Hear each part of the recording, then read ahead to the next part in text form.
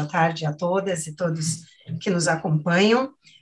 Vou tentar respeitar os 15 minutos, até para que nossos colegas também possam ter o mesmo tempo, e o debate aqui com os participantes. Eu vou já compartilhar minha tela para ir adiantando. Agradeço vocês pelo convite, antes de mais nada. Bom, eu vou começar, vou deixar parado nesta tela aqui para falar da minha proposta, marcar meu tempo aqui, e já começar com uma provocação que foi muito boa, da Lúcia, da Sônia, de todos vocês, sobre a participação das lideranças indígenas, das comunidades tradicionais. Como eu vou falar sobre o tema da mesa, fatores de impacto na comunicação de emergência climática, limites cognitivos, saúde mental, avaliação de riscos e tomada de decisões, eu vou trazer para o contexto dos deslocamentos internos por desastres e mudanças climáticas, na perspectiva da comunicação de riscos e do jornalismo humanitário. Não coloquei aqui o jornalismo de paz, que também é um campo no qual eu tenho atuado e um objeto de estudo nas minhas pesquisas e dos meus alunos de graduação, mestrado e doutorado. E aí, nessa provocação, eu diria que no próximo webinário nós vamos ter a presença das lideranças comunitárias desses territórios onde estão as áreas de riscos, ou minimamente ali os lotes de riscos. Vocês já me apresentaram, eu só faço aqui mais um registro. Eu sou professora titular da Universidade Metodista de São Paulo, como foi apresentado, mas também professora de jornalismo da Faculdade Paulos de Comunicação e do curso de pós-graduação Lato Sensu da FGV Direito, Escola de Direito, especificamente com a cadeira de comunicação de riscos. E como jornalista, tenho atuado como enviada especial, cobrindo as temáticas humanitárias, boa parte no Oriente Médio, que é uma região que também é do meu interesse, na área também climática, por ser uma região propensa a desastres associados ou não às mudanças climáticas, e uma região também com registros de conflitos de grandes proporções, e que aí nós temos essa colisão.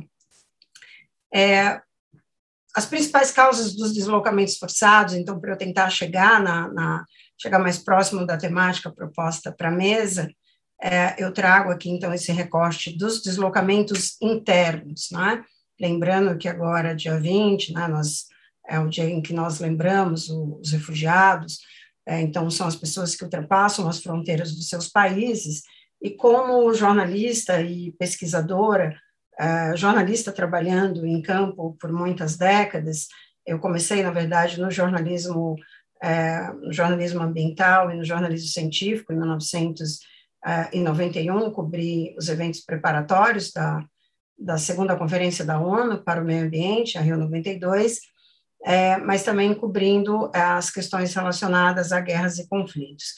Então, eu conecto aqui, então, minha fala, ela está uma fala dupla entre a minha atuação como jornalista e também como pesquisadora, e, claro, aqui eu faço o recorte, para abordar o tema da mesa, especificamente os deslocamentos forçados, por desastres e mudanças climáticas, mas os deslocamentos internos. Então, a partir da minha perspectiva, da minha experiência como pesquisadora e jornalista, eu posso dizer para vocês que quando nós falamos de migração, a migração interna é um dos temas mais invisibilizados ou invisíveis mediaticamente falando. Então, aqui eu tenho dois exemplos que já estavam na minha apresentação, preparada na semana passada para hoje, e aqui eu gosto muito desse trabalho da Kate Peters, que ela faz essa provocação, quando desastres e conflitos colidem. Então, do lado, nessa imagem, eu tenho um episódio, eu tenho um exemplo da Colômbia. Colômbia é um dos países com maior número de deslocados internos, em decorrência da violência generalizada, e é um país também que tem enfrentado desastres associados a eventos extremos, extremos climáticos. Então, nós temos essa colisão. E do lado de cá, Eu tenho um episódio que eu tenho um exemplo no Vale do Becá, esse campo de Barelias, eu já fiz algumas reportagens de lá, para o Jornal da Cultura, e aqui nós, né, eles enfrentando também os problemas durante, né, o degelo ali, no finalzinho do inverno, também enfrentam problemas de inundação. Então, aqui são refugiados de uma guerra, a Guerra da Síria, que se estende por 11 anos, né, e que enfrentam também desastres. E aí, hoje, eu atualizei com essa notícia, né, acordei com essa notificação da OCHA, né, da Agência da ONU para Assuntos Humanitários, esse desastre que inicialmente se falou em 5,9 de magnitude, mas já se fala agora em 6,1, que acontece em um Afeganistão já tomado, né, por uma onda de violência em decorrência da retomada do país pelo Talibã. A minha principal fonte de informação é o IDMC, né, o Centro Internacional de Monitoramento de Deslocamento Interno, e ele produz todos os anos esse relatório, o GRID, e aqui eu atualizei com os dados de 2022, para mostrar para vocês, aqui pelo mapa, e aqui a gente consegue ver o Brasil, não é? Para ficar mais fácil a visualização, as bolinhas em laranja são os registros de deslocamento, aqui eu não estou falando em pessoas, mas no movimento, não é? Nós temos aqui o laranja representando os deslocamentos internos, né? Então não estamos falando do além da fronteira, então eu quero deixar já na minha fala alguns temas para a gente debater, lembrando que quando a pessoa ultrapassa a fronteira, ela passa a ser cuidada ou não por um outro estado, né? Por um outro país, por uma outra sociedade, então ela fica sob a sorte de uma outra sociedade, e aí não se sabe, isso ainda é incerto. No caso dos deslocados internos, eles ficam sob a sorte, né? Aguardando a sorte do mesmo país, do mesmo governo, da mesma sociedade que não foi capaz de evitar aquele deslocamento, né? E vive essa questão da invisibilidade midiática, e peço desculpa por essa expressão, que muitas vezes ela pode soar como uma expressão arrogante, mas eu costumo dizer que quando um tema ele é invisível mediaticamente falando, ele vai ser invisível também para outras esferas públicas, né? Ou ele tende a chance, né, ele tende a ser novamente invisibilizado ou invisível para aquelas outras esferas. E aqui nós temos no Brasil, o registro foi, então, vamos lá, o laranja representa deslocamentos por guerras, conflitos e violência generalizada, e a bolinha azul representa os deslocamentos internos por desastre. No relatório do IDMC, vai sempre aparecer desastres e mudanças climáticas, eles sempre fazem aqui essa conjugação. Então, batendo o olho, vocês conseguem ver que aquela ideia, né, da colisão, né, em algumas regiões do mundo, e aqui nós observamos principalmente, né, parte do continente asiático, principalmente aqui, vejam vocês, aqui nós temos o Oriente Médio, então no Oriente Médio nós temos, né, tanto a presença de deslocamentos por desastre, quanto por conflitos, como nós vemos aqui também na África. E aqui no caso do Brasil, nós tivemos 449 deslocamentos por desastres e 21 mil por violência generalizada.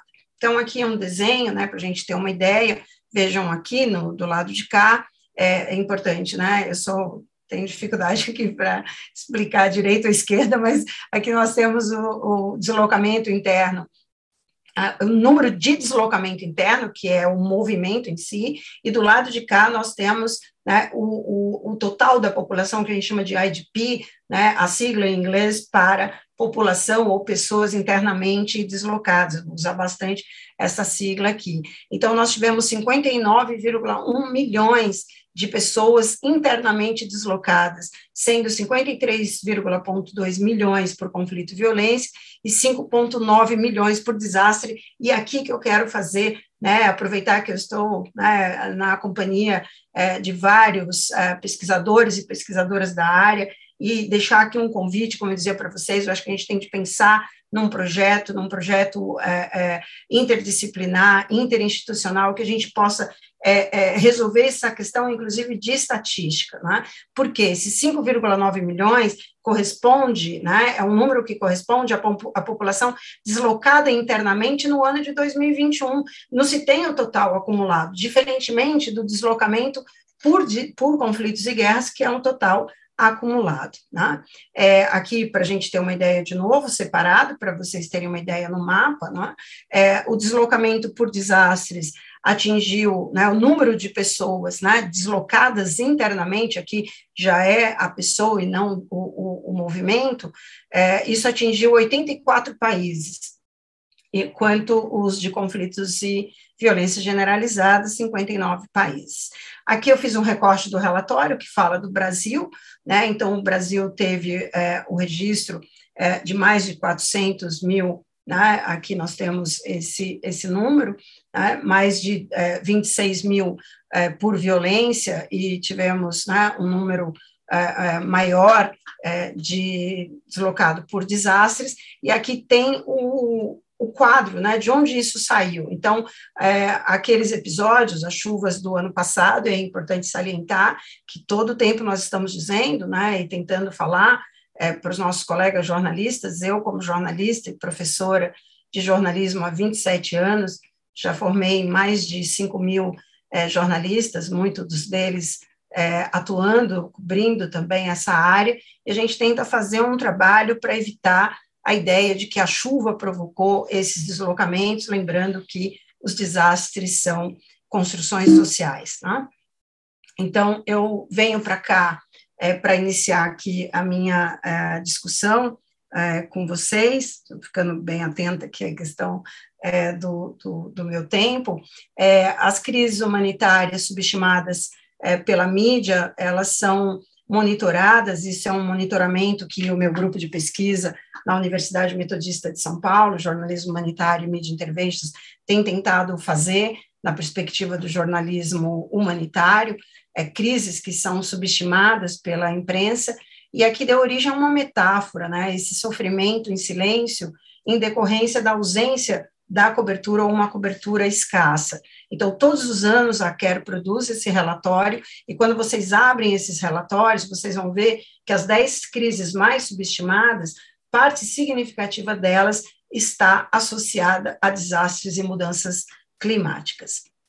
Aqui, eu acho que eu sou melhor como jornalista e professora do que como designer, mas eu quis fazer um ciclo de vida, né? Aqui é importante salientar que temos muitos especialistas na sala que trabalham com esse tema. Eu quero falar especificamente o ciclo de vida da cobertura jornalística sobre os deslocamentos internos, forçados, portanto, por desastre e mudança climática. Então, aqui não é um ciclo de vida dos deslocamentos forçados, é o ciclo de vida da cobertura. Então, eu tentei fazer um jogo aqui para ficar mais fácil, para explicar no tempo que eu tenho, os riscos, né, eles são invisibilizados. Então, diante dos riscos, no momento dos riscos, então, considerando a ciência do risco, nós sempre tratamos a ciência do risco como sendo, primeiro momento, o risco ele é avaliado, né, ele é mensurado por meio de uma série de protocolos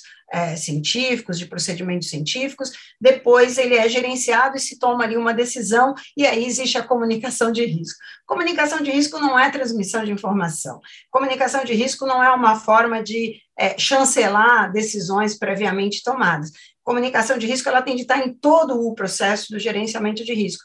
E o gerenciamento de risco, que vai culminar com uma tomada de decisão, ele tem de estar lá no coração da comunidade, porque ele não nasce com a mensuração do risco, com a avaliação objetiva do risco, que alguns pesquisadores ainda usam a expressão o risco real, né, como se o risco percebido, ele não fosse um risco real.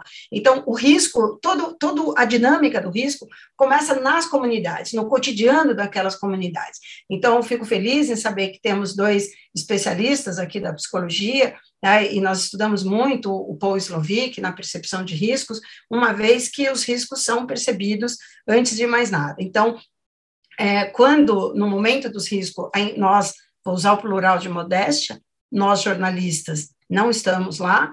Na hora do desastre, há uma grande visibilidade midiática, aí existe o agendamento, né? Nós partimos daquele pressuposto antigo, mas que ainda vale do agendamento, né? Do Agenda 7, então é uma mídia pautando, inclusive as mídias sociais, e aí tem todo um calor das emoções. Nós estamos vendo isso, vimos isso com o Afeganistão, vimos isso com o desastre de Mariana, com o desastre em Brumadinho, vimos isso em 2011, com os desastres na região serrana do Rio, vimos isso agora em Petrópolis, o ano passado na Bahia, e aí tem todo esse agendamento, e depois vem o desdobramento. No período do desdobramento, a imprensa começa a se apagar novamente. Tá? E por quê? Porque ela é engolida por outras tragédias. Não podemos nos esquecer que o lançamento do R6, né, o sexto relatório do IPCC no ano passado, do Grupo de Trabalho 1, foi engolido pela cobertura do Afeganistão, que tem de ser coberta, o que aconteceu no Afeganistão. Mas as pautas globais, ora, elas engolem aqui as pautas locais. E aí vem para o esquecimento a invisibilidade da mídia. Aqui eu fiz uma provocação, né? A gente tem a questão dos animais, né? Do México, que muitas pessoas não vão para abrigos porque não podem levar os animais, tem a questão aqui dos cadeirantes, das pessoas com deficiência, dos idosos, né? E aqui quando chega o aniversário do desastre, seja uma semana, um mês, um ano, a imprensa volta, mas ela volta sem enxergar a questão do deslocamento, e pela minha experiência como pesquisadora, o que nós temos levantado é um número acentuado de mulheres sofrendo em silêncio o ciclo de vida do deslocamento. Eu trago aqui para a gente, para eu ir avançando aqui nos minutos que me faltam, quais são aqui, eu quero trazer aqui alguns desafios, né?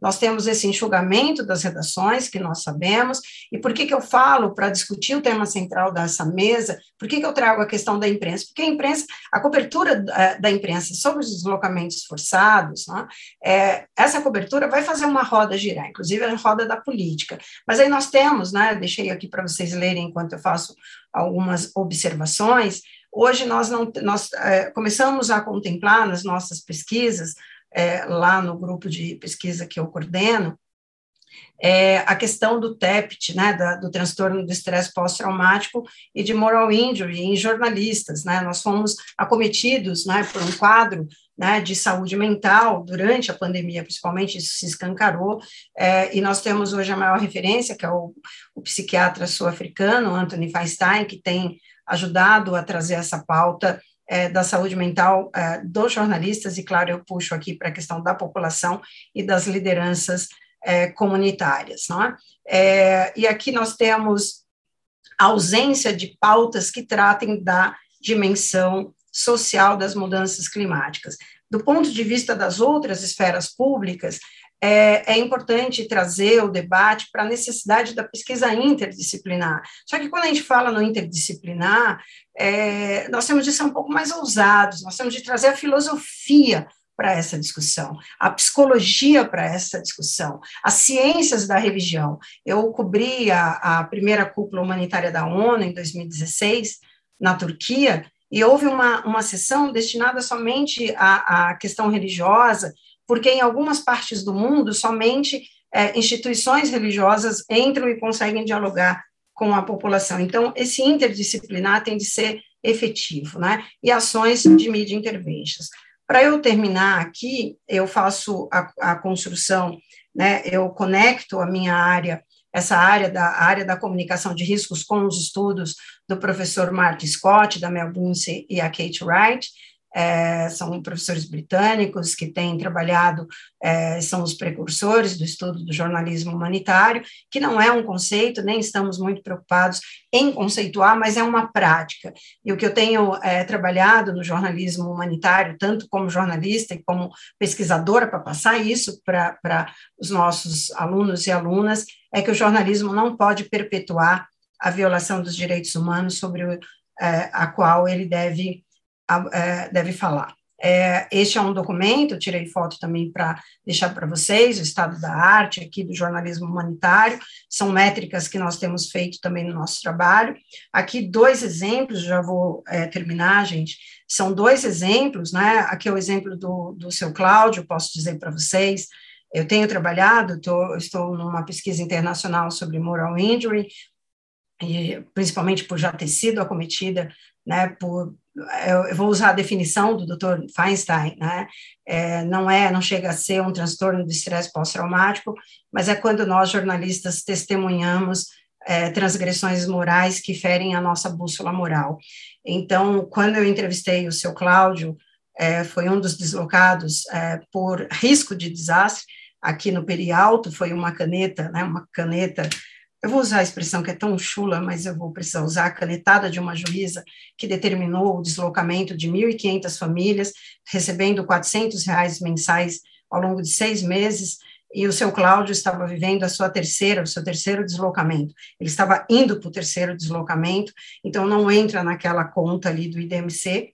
E aqui eu tenho um casal de idosos deslocados pela guerra, lá no Vale do Bekaa, no campo de Alauda, no Líbano, ele com Alzheimer, né, essa é a realidade, são alguns rostos dos deslocados, só para a gente não ficar somente no registro do problema, aqui foi uma série, uma reportagem e um mini documentário que eu produzi para a Folha de São Paulo, com a Vitória Bell, hoje jornalista da CBN, nós chamamos esse documentário de Risco 4, aqui nós começamos a falar sobre esse tema, trazendo, né, tem uma questão de nomenclatura, a gente precisa usar nomenclatura, nós estamos falando, alguns amigos chamam de refugiados climáticos, eu tenho bastante medo desse termo, porque refugiado, vão me bater, quem tiver aqui vai me surrar por causa disso, mas refugiado, de acordo com a Convenção de Genebra, de alguma forma ele recebe algum tipo de proteção,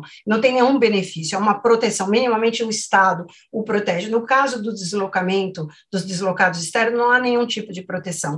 Essa população simplesmente recebe R$ 400 para desaparecer de uma prefeitura ou da mesa de um juiz, né? Aqui foi um trabalho, eu estou encerrando, aqui é um trabalho que nós fizemos, esse é um grande trabalho, que eu tive o privilégio de fazer parte, junto com o professor Roberto Chiacri, também da Universidade Metodista, foi um trabalho da Defesa Civil Nacional com o Programa das Nações Unidas para o Desenvolvimento, gerou este caderno, e nós fizemos, aqui eu entrei com a minha contribuição foi a gente abandonar a cartilha, e para vocês terem uma ideia, toda essa produção foi feita trabalhando o conceito de media interventions. Nós usamos as mesmas potencialidades, a potencialidade da mídia, mas a partir de outras, né, de outras instituições. Então, aqui tem uma animação, fizemos animação, web stories, podcast, videoaula,